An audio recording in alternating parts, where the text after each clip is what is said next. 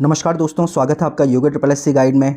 मेरा नाम है आशीष रौतेला और आज इस वीडियो में मैं आपके साथ कंटिन्यू करने जा रहा हूँ हमारी जो हिंदी रचनाएं थी इसका लेक्चर 10। और आज हम जो इसमें पढ़ने वाले हैं वो राहुल सांकृत्यायन जी को पढ़ने वाले हैं। और राहुल सांकृत्यायन की जितनी भी रचनाएँ NCERT में है, जो कि हमारे योगा ट्रिपल एस सी के सिलेबस में मेंशन कर रखी है, वो सारी की सारी रचनाओं को मैं आपको यहाँ पे ट्रिक के माध्यम से याद करवाऊँगा। तो दोस्तों, अभी तक अगर आपने हमारी हिंदी रचनाओं की वीडियोस नहीं देखी हैं तो देखो, जैसे कि ये लेक्चर 10 है, इससे पहले 9 लेक्चर आ चुके हैं और वो सारे के सारे लेक्चर बहुत इंपॉर्टेंट होने वाले हैं। कि जो अभी पेपर चल रहे हैं उत्तराखंड के, उसमें जो UKPSC है वो यहाँ से कम 3 से 5 सवाल के आसपास पूछ रहा है। तो ये टॉपिक अपने आप में बहुत इंपॉर्टेंट है। तो जिसने वो वीडियोस नहीं देखी है अभी, या तो वो क्या कर सकता है, प्लेलिस्ट में जाके देख सकता है, ठीक, या फिर इस वीडियो के डिस्क्रिप्शन में मैं उन वीडियोस का लिंक डाल दूंगा, तो वहाँ पे जाके भी आप उनको देख सकते हो। कि हिंदी रचनाओं का ही एकमात्र ये टॉपिक ऐसा है जिसमें आप पूरे में से पूरे मार्क्स ला सकते हो। अदरवाइज़ तो किसी भी टॉपिक का कुछ पता नहीं है, कहाँ से कितने डीप लेवल के क्वेश्चन आएंगे कुछ भी आइडिया नहीं है। लेकिन इस टॉपिक में ऐसा है कि अगर आपने ये टॉपिक अच्छे से कर दिया ना, तो यहाँ से जो 4-5 क्वेश्चन आने वाले हैं ना, वो आपके गलत नहीं जाएंगे। इस बात की गारंटी मैं दे सकता हूँ। दोस्तों, वीडियो शुरू करें उससे पहले अगर आप इस चैनल पर नए हो या अभी तक इस चैनल को सब्सक्राइब नहीं किया है तो प्लीज़ चैनल सब्सक्राइब कर दो यार, क्योंकि ये वीडियोस मैं आपके लिए ही लाता हूँ और इन वीडियोस को बनाने में बहुत ज़्यादा मेहनत लगती है। तो प्लीज़ चैनल लाइक कर दिया करो अगर पसंद आता है। अगर नहीं आता है पसंद तो कोई बात नहीं, लेकिन अगर पसंद आता है ना तो कर दिया करो, ठीक है। और अपने दोस्तों में शेयर करना मत भूला करो, क्योंकि ये जो टॉपिक ऐसा है कि आपके साथ आपके दोस्तों को भी इसका फ़ायदा हो सकता है। तो फिर बिना किसी देरी के शुरू करते हैं आज की वीडियो। तो आज जो हम पढ़ने जा रहे हैं वो है राहुल सांकृत्यायन। तो राहुल सांकृत्यायन के बारे में हम कुछ बेसिक सी जानकारियाँ यहाँ पे देख लेते हैं, जैसे कि इनका जन्म वगैरह कब होता है, ये सब जानकारियाँ। और उसके बाद जो इनकी रचनाएं हैं उनको हम ट्रिक के माध्यम से याद करेंगे। तो इसमें पहला पॉइंट है कि जो इनका जन्म होता है वो होता है 1893 में और मृत्यु होती है 1963 में। तो 1893 थोड़ा ध्यान कर लेना, क्योंकि 1893 हमारे लिए वैसे भी बहुत इंपॉर्टेंट ईयर है, क्योंकि इस साल कुछ ऐसी चीज़ें हुई थी भारत के इतिहास में जो कि बहुत महत्वपूर्ण अपने आप में। जैसे कि इनमें से एक है कि स्वामी विवेकानंद ने 1893 में ही क्या किया था, शिकागो विश्व धर्म जो सम्मेलन हुआ था उसमें भाषण दिया था। इसके अलावा 1893 में क्या हुआ था, महात्मा गांधी कहाँ गए थे, अफ्रीका गए थे, ठीक है, भारत से। तो इसके अलावा इनका जन्म भी 1893 में होता है।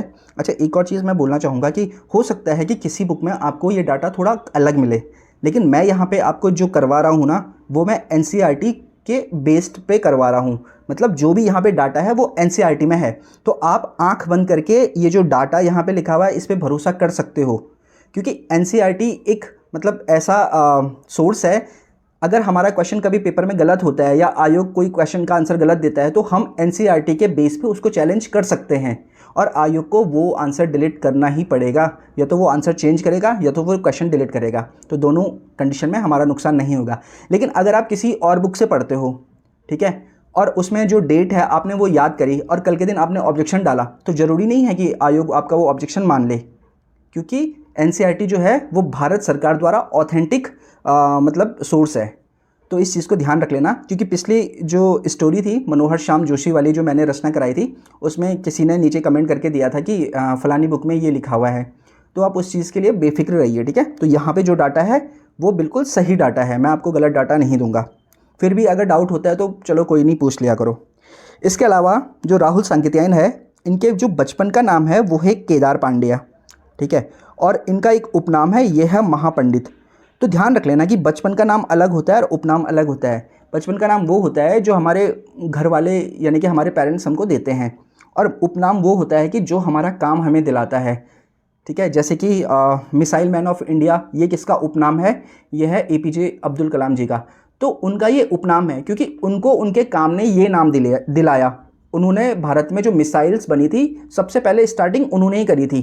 तो ये जो मिशन है, मिसाइल बनाने का जो मिशन है, इसको इसमें जो सबसे अग्रणी जो साइंटिस्ट है वो APJ अब्दुल कलाम है। तो इसीलिए उनको मिसाइल मैन ऑफ इंडिया बोला जाता है। तो ये बस एक एग्जांपल दे रहा था मैं, ठीक है। तो बचपन का नाम क्या था, केदार पांड्या, और उपनाम क्या था, महापंडित। तो हो सकता है कि वो आपको से दे दे कि राहुल सांकृत्यायन का उपनाम निम्नलिखित में से क्या था, और ऑप्शन A दे दे केदार पांड्या, और आप उसको ही टिक मार दो। तो ध्यान रख लेना कि केदार पांड्या बचपन का नाम है, उपनाम है महापंडित। इसके अलावा राहुल सांकेतियान ने क्या किया, 1930 में ये श्रीलंका गए, ठीक है, और वहाँ जाकर इन्होंने बौद्ध धर्म को ग्रहण किया।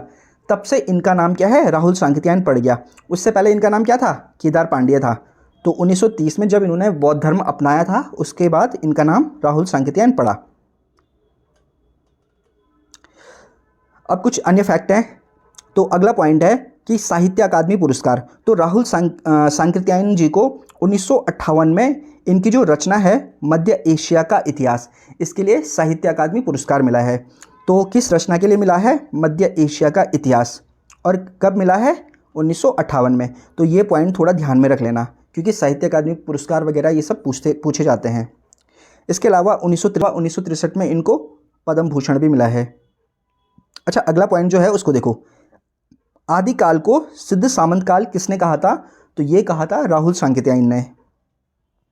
इन्होंने एक पत्रिका का संपादन किया जिसका नाम क्या है, जिसका नाम है हुंकार। तो अगर आएगा कि हुंकार पत्रिका का संपादन किसने किया, तो आंसर राहुल सांकेतियान हो जाएगा। अच्छा, एक अगला जो पॉइंट है ये इंपॉर्टेंट है, ठीक है। हिंदी को खड़ी बोली नाम किसने दिया, तो हिंदी को खड़ी बोली नाम दिया राहुल सांकेतियान ने, ठीक है। और इनकी एक जीवनी है राहुल सांकेतियान की, इसको भी इंपॉर्टेंट मार्क कर दो। ये है मेरे असहयोग के साथी। तो ये जीवनी किसकी है कि मेरे असहयोग के साथी, ये है राहुल सांकेतियान की। तो दोस्तों ये इनके बारे में कुछ पॉइंट थे, कुछ फैक्ट थे जो कि आपको एज इट इज़ पढ़ने हैं। अब आते हैं इनकी रचनाएं। तो यहाँ पे मैंने इनकी जो रचनाएं हैं ना वो मिक्स कर रखी है। मतलब मैंने ये नहीं बता रखा है कि इन्होंने कविता लिखी, कहानी, क्योंकि कविता वगैरह ये सब लिखते नहीं थे। या तो ये उपन्यास लिखेंगे या कहानी लिखेंगे, ठीक है। और जो मैं आपको करा रहा हूँ वो एनसीईआरटी के बेस पे करा रहा हूँ। मतलब एनसीईआरटी में मेंशन कर ही नहीं रखा है कि फलानी इनकी जो रचना है वो उपन्यास है या वो कहानी है। तो इससे मतलब जो क्वेश्चन बनने वाले हैं, मुझे नहीं लगता है कि क्वेश्चन इस तरीके से बनेंगे कि लासा की ओर दे दिया कि राहुल सांकेतियान की लासा की और निम्न में से किस प्रकार की रचना है, ऐसे नहीं बनेंगे। वो डायरेक्ट अगर क्वेश्चन देगा तो वो ये बोलेगा कि निम्नलिखित में से कौन सी रचना राहुल सांकेतियान की है, या फिर रचना दे देगा और बोल देगा ये किस लेखक या रचनाकार की है। तो आओ इनकी जो रचनाएं हैं उनको स्टोरी के माध्यम से याद करते हैं। तो स्टोरी ये है कि एक बार राहुल सांकेतियान लद्दाख की यात्रा करते हैं, ठीक है। राहुल सांकेतियान को घूमने फिरने का बहुत शौक था, ठीक है। तो ये घूमते फिरते रहते थे। तो एक बार क्या करते हैं, राहुल सांकेतियान लद्दाख की यात्रा करते हैं। अब वो यात्रा करते हैं तो अब कुछ मोटिव भी रहता है उनका यात्रा करने के पीछे, ठीक है। एक मतलब उनको कोई चीज़ करनी होती है वहाँ जाके। वो चीज़ क्या रहती है, उनको वहाँ जाके किन्नर देश के राजा के दर्शन दिग्दर्शन करने थे। जैसे हम बोलते नहीं यार कि भगवान जी के दर्शन कर लिए, या कोई राजा है, ठीक है, कि किसी राजा के दर्शन हो गए या इस तरीके से। तो राहुल सांकेतियान को क्या करना था, वहाँ पे किन्नर देश के राजा, अब वो लद्दाख की यात्रा कर रहे थे तो वहाँ पे कोई देश रहा होगा किन्नर देश, तो वहाँ पे उनको किन्नर देश के राजा के दर्शन दिग्दर्शन करने थे। अब वो क्या करते हैं, वोल्गा से गंगा होते हुए लासा की ओर जाते हैं, ठीक है। तो जिस टाइम वो यात्रा कर रहे थे तो उनकी यात्रा जो स्टार्ट होती है वो भारत से नहीं होती, वो होती है वोल्गा से। तो वोल्गा जो नदी है वो यूरोप की नदी है, ठीक है। तो वहाँ से ये ध्यान रखो कि वोल्गा से गंगा होते हुए, तो वोल्गा नदी के थ्रू आए वो, फिर गंगा में आए, फिर गंगा होते हुए उसके बाद वो लद्दाख की यात्रा करते हैं, ठीक है। तो वोल्गा से गंगा होते हुए वो लासा की ओर जाते हैं। तो लासा आपको पता है कि तिब्बत में पड़ता है, ठीक है। तो वहाँ से वोल्गा से होते हुए वो लासा की ओर जाते हैं और रास्ते में खुद से कहते हैं कि मेरी जीवन यात्रा में मैंने हमेशा दिमागी गुलामी की है। अक्सर क्या होता है कि जब कभी आप नोटिस करोगे, जब आप कहीं जाते हो तो रास्ते में जब आप अकेले अकेले चल रहे होते हो तो ना, ऐसा नहीं है कि आपका दिमाग खाली होता है, आपके दिमाग में आप कुछ ना कुछ सोच रहे होते हैं। तो राहुल सांकेतियान भी ऐसे सोचते हैं कि यार मैंने ज़िंदगी भर किया क्या है, मैंने हमेशा क्या किया है कि दिमागी गुलामी की है। मतलब कभी होता है ना कि हमारा दिल कुछ और बोलता है, हमारा दिमाग कुछ और बोलता है। तो कुछ लोग दिल की बात सुनते हैं और कुछ लोग दिमाग की बात सुनते हैं। तो राहुल सांकेतियान बोलते हैं यार मैंने हमेशा दिमाग की गुलामी की है, यानी कि मैंने हमेशा अपने दिमाग की बात सुनी है, मैंने अपनी दिल की नहीं सुनी है। लेकिन अब 22वीं सदी लग चुकी है, ठीक है। राहुल सांकेतियान बोलते हैं कि मैंने हमेशा अपने दिमाग की गुलामी की है, लेकिन अब 22वीं सदी लग चुकी है, अब मुझे घुमक्कड़ी करके घुमक्कड़ शास्त्र लिखना है, ठीक है। तो घुमक्कड़ी करके ये मान के चलो कि उनका दिल बोलता है उनको कि, या उनका दिल बोल रहा था कि यार कि घूमने फिरना शुरू कर दे, ठीक है, कि अब मुझे घुमक्कड़ी करके घुमक्कड़ शास्त्र लिखना है और सबको ये बताना है। क्या बताना है सबको ये बताना है कि भागो नहीं दुनिया को बदलो, ठीक है। अक्सर क्या होता है कि हम कोई प्रॉब्लम देखते हैं या कोई सिचुएशन देखते हैं तो हम उससे ना भाग जाते हैं। हम बोलते हैं ना छोड़ो यार क्या करना, क्यों फालतू के पचड़ों में पड़ना, हम वहाँ से कट मार लेते हैं। लेकिन वो ये बोल रहे हैं कि नहीं, हमें ये बताना है दुनिया को कि भागो नहीं, दुनिया को बदलो। ठीक है, तो ये राहुल सांकेतियायन की स्टोरी थी। अब मैं इसमें आपको ये बताता हूँ कि इससे कौन कौन सी रचनाएँ हैं और आपको उसको किस तरीके से याद करना है। तो स्टोरी में क्या बताया मैंने कि मैंने बोला एक बार राहुल सांकेतियायन लद्दाख की यात्रा करते हैं। तो प्रश्न आएगा कि लद्दाख की यात्रा किसकी रचना हो जाएगी? ये हो जाएगी राहुल सांकेतियायन। वहाँ जाके उन्हें किन्नर देश के राजा के दर्शन दिग्दर्शन करने थे। तो किसके करने थे? किन्नर देश के राजा के। तो किन्नर देश, आप यहाँ पे पॉइंट ध्यान रख लो, किन्नर देश से उनकी 2 रचनाएँ आती है राहुल सांकेतियायन की। एक रचना का नाम है, आप नोट कर दो कहीं पे, ठीक है, यहाँ पे लिखा नहीं जाएगा, जगह नहीं है इसलिए लिख नहीं रहा हूँ मैं। तो एक रचना है किन्नर देश की यात्रा। ठीक है, तो जो किन्नर देश है यहाँ से 2 रचनाएं हैं, एक है किन्नर देश की यात्रा और जो दूसरी रचना है वो है किन्नर देश में। ठीक है, तो दोनों रचनाओं में किन्नर देश आ रहा है, तो बस किन्नर देश याद कर लो, हमारा काम बन जाएगा। ऑप्शन में जब भी किन्नर देश होगा ध्यान रख लेना कौन है, राहुल सांकेतियायन इसका आंसर होगा। तो उन्हें किन्नर देश के राजा के दर्शन दिग्दर्शन करने थे। तो प्रश्न आएगा कि दर्शन दिग्दर्शन किसकी रचना हो जाएगी? ये हो जाएगी राहुल सांकेतियायन की। वो वोल्गा से होते हुए लासा की ओर जाते हैं। तो कहाँ से जाते हैं? वोल्गा से गंगा होते हुए। तो वो वोल्गा से गंगा होते हुए लासा की ओर जाते हैं। तो प्रश्न आएगा कि वोल्गा से गंगा ये किसकी रचना है? तो वोल्गा से गंगा हो जाएगी राहुल सांकेतियायन की रचना। तो वोल्गा से गंगा होते हुए कहाँ जाते हैं? लासा की ओर जाते हैं। तो प्रश्न आएगा कि लासा की ओर ये किसकी रचना है? तो ये हो जाएगी राहुल सांकेतियायन की रचना। ठीक है, और रास्ते में खुद से क्या बोलते हैं वो, जब वो जाते हैं तो रास्ते में खुद से बोलते हैं कि मेरी जीवन यात्रा में मैंने हमेशा दिमागी गुलामी की है। कब की है? मेरी जीवन यात्रा में। तो प्रश्न आएगा कि मेरी जीवन यात्रा ये किसकी रचना है? तो ये राहुल सांकेतियायन की हो जाएगी। तो मेरी जीवन यात्रा में मैंने हमेशा क्या की है? दिमागी गुलामी की है, मतलब दिमाग की बात मानी है। तो दिमागी गुलामी किसकी रचना हो जाएगी? ये अलग अलग नहीं है, ठीक है, दिमागी और गुलामी अलग अलग नहीं है, ये एक साथ है। दिमागी गुलामी किसकी रचना हो जाएगी? राहुल सांकेतियायन की। तो बोलते हैं कि मैंने अभी तक अपनी जो जीवन यात्रा है उसमें मैंने दिमागी गुलामी की है, लेकिन अब 22वीं सदी लग चुकी है, मतलब अब टाइम चेंज हो चुका है।